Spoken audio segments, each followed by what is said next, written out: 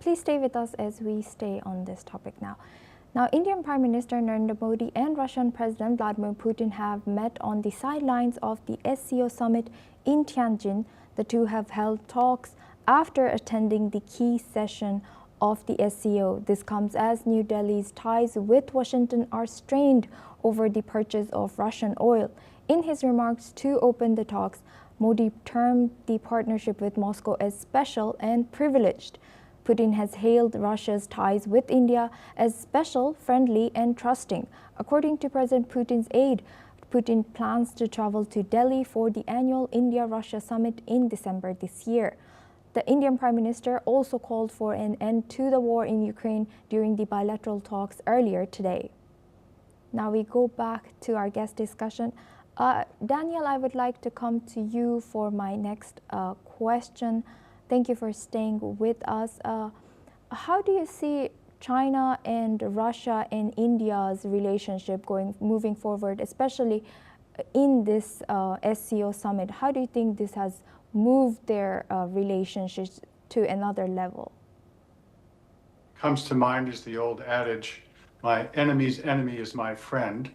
And quickly, it seems that the landscape has changed as a result of Trump's actions. So now India, which was previously, not so friendly with China and has had many border conflicts since 1950, is suddenly saying, well, okay, I'm going to reassess this.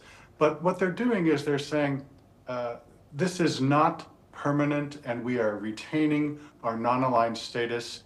And basically we're being able to strategically pivot as necessary.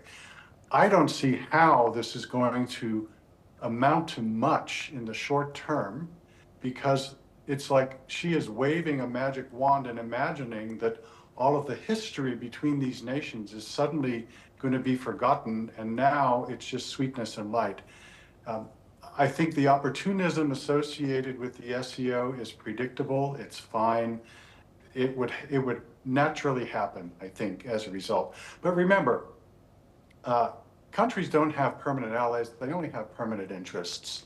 And so at the end of the day, the question is, to what extent can these countries' permanent interests be met by this type of an alliance?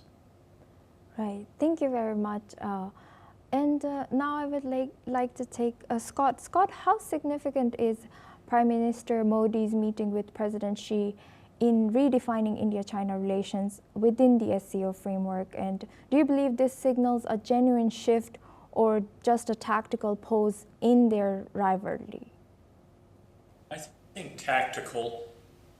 Modi is a genius at positioning India astride all these different networks. I mean, they're going to be hosting the BRICS summit next year. Of course, he's got the summit coming up with Putin.